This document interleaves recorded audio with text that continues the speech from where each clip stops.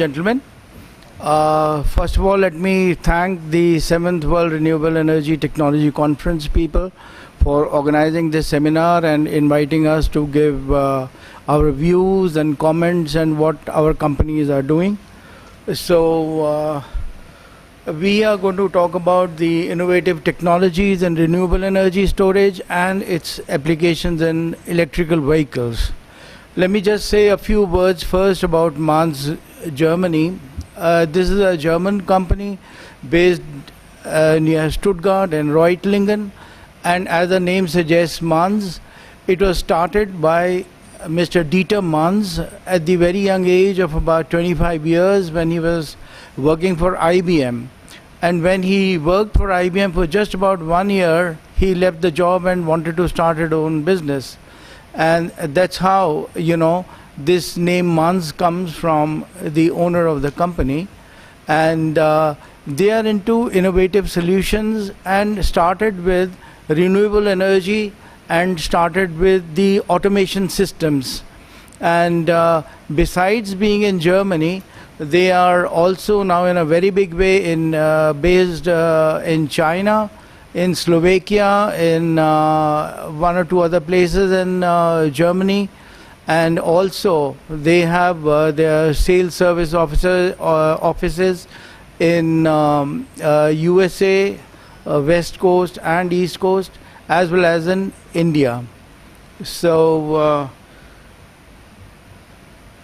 starting with the basics, we are talking of renewable energy, and the sources are from sunlight, wind, rain, tides, geothermal heat. And, we have the more important out of the two, solar and wind, that is the solar energy. And solar energy, when you consider the solar PV, concentrated solar power, and solar heating as well. When you consider wind energy, then you could go for onshore and offshore. And then we have hydro, bio, marine, and geothermal. If you consider the total generation mix in India today, it's 284 gigawatt, as the figures say on 31st December 2015, and the biggest generation comes from coal. Then we have the other like gas, diesel, nuclear, but also it is heartening to see that the third biggest comes from the renewable energy sources today in India. And of course it is still very much less than what is possible to do from renewable energy. Now, if you see the potential and achievements of renewable energy in India, wind power, we are doing about 25 gigawatt, solar power about 4.8, then hydro is 4, bio, and if you see the cumulative achievement and the potential, then that just goes to show that solar has the biggest potential untapped potential in India today. Now, if you see the energy resources of the world, there's something very interesting which I would like to share with you, and that is the renewable energy sources have the potential to provide 3,000 times the current global energy needs. You see, so if the current global energy levels are X, for example, we have the potential from these resources to produce 3,000 times, to 3078 times, to be very precise. That means we have so much of untapped potential, and maybe later on, after 10, 20, 30 years, people forget about fuel and petrol, diesel, any of these sources. Of course, there's a need to promote energy storage for large-scale integration of renewable energy. Everybody, all my friends, all my colleagues have already emphasized this. So we just go ahead further. Then when you talk of energy storage technology, there is electrochemical, electromagnetic, thermodynamic, and mechanical. And in electrochemical, I would just like to say that in the batteries, we have starting from lead acid going down to many various substrates. But then, of course, like it has been said, that lithium ion has been one of the biggest success in the recent times, and the future potential comes from lithium ion batteries.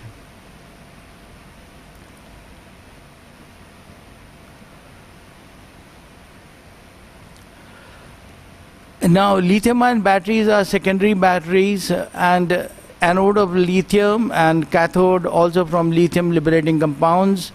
What is more popular is lithium cobalt, lithium manganese, and lithium nickel oxide. Let me just show you what Manz is doing as the production solutions for lithium-ion batteries. If we consider the four major steps of, let's say, electrode coating, then cell assembly, formation, pack assembly. Now, in this whole process system, electrode coating is not done by Manz today. This is specialized companies. There are specialized companies who are into this field, and Manz is not doing anything. We are starting from the next step, that is cell assembly, formation, and pack assembly. And in each of these, there are various steps which we have listed down, and they're all carried out by Manz in the sense that we provide excellent equipment, absolutely customized equipment to do cell assembly, to do the formation, and to do the pack assembly. Here, maybe I would like to just show you a brief video which will quickly give you a glance of what is the extent to which Manz is able to provide the technology, at the same time the complexity of the equipments.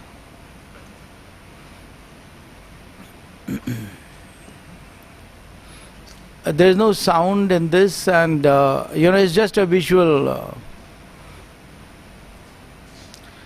So we are into robotics, image processing, laser technology, metrology, very high speed, high precision stackers, laser cuttings.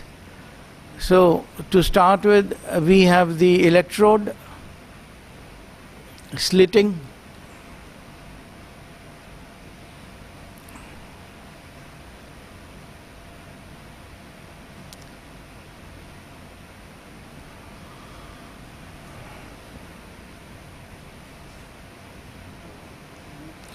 at each stage. You see the electrodes are tested by inbuilt cameras, vision systems.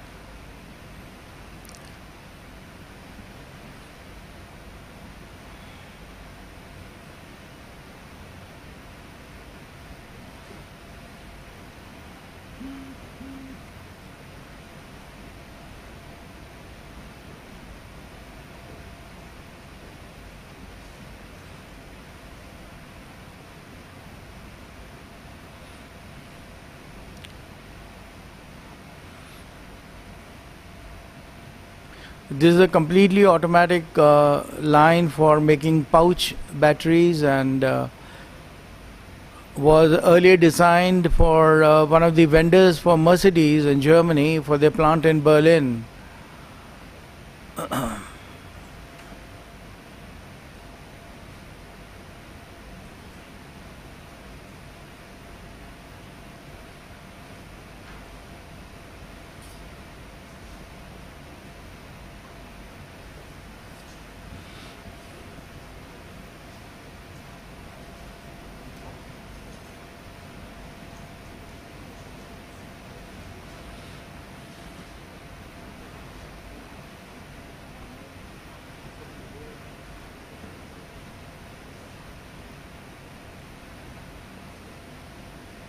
So, we can go down further to the basic equipment that we are using as the roll slitter for electrode separator. There are details given for automatic slitting, but I don't think this is a forum where we can go into more details. We can talk individually, whosoever is interested. We have got a lot of information on this. So then we have integrated cleaning and inspection of electrode separator. Infrared heating ensures low moisture for good process control. Then we have got mechanical or laser separator cutting.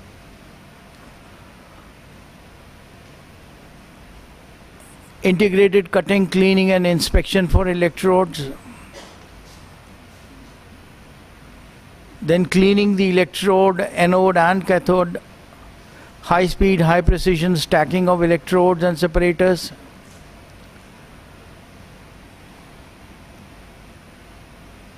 Then we have pre-sealing of electrode tap connectors. Fixing, cutting, ultrasonic welding of tap connectors. A cell stack packing. Then we have electrolyte vacuum filling station. Then border cutting, aging. All these are modular equipments in the fully automatic line. Aging 1, aging 2. Then we have testing and sorting.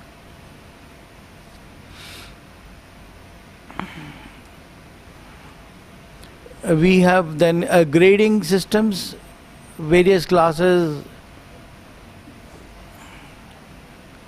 Then of course what is very important is that we have a concept of R&D production of demo tools.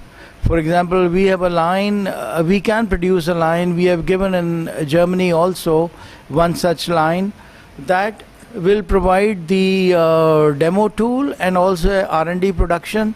At the same time, I just want to say that the volumes that are currently there in India, for example, we feel that our R&D line is good enough for doing commercial production for the current volumes that are there in India. So, yeah, that could be one thing our friends from ACME could, really consider. Because here we are talking of, let's say, only about 150,000 cells per year, and these are good lines for consideration.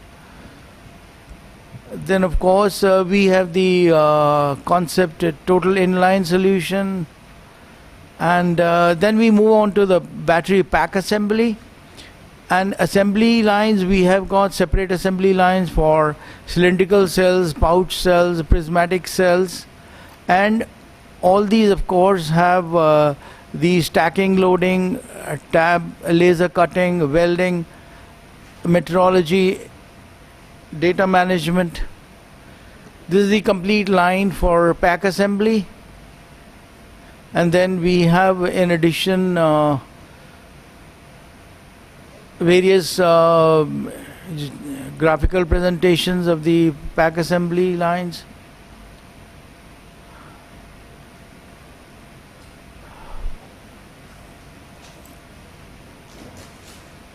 This is for the pouch cells. We just showed you the video also. Then of course something more interesting comes, and that is the application of lithium-ion batteries in electric and hybrid cars.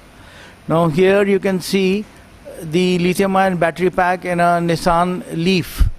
This is the inner view of the Nissan Leaf car. And then of course electric vehicles or automobiles that are powered by electric engine and electric energy. And we have the various components like the motor, the controller, the chargers. They're all related with the electrical vehicles instead of the internal combustion engine. And then we have hybrid vehicles. Hybrid vehicles means, obviously everybody knows that they are using more than one or two different routes. And we have electric and diesel, which is very popular, becoming very popular in Europe and America. And in hybrid vehicles, again, we have some sub-classifications into parallel hybrid and series hybrid. We go to parallel hybrid here. You have the fuel tank that supplies gas to the engine like a regular car. it also has a set of batteries that run the electric motor. Both the engine and electric motor can turn the transmission at the same time.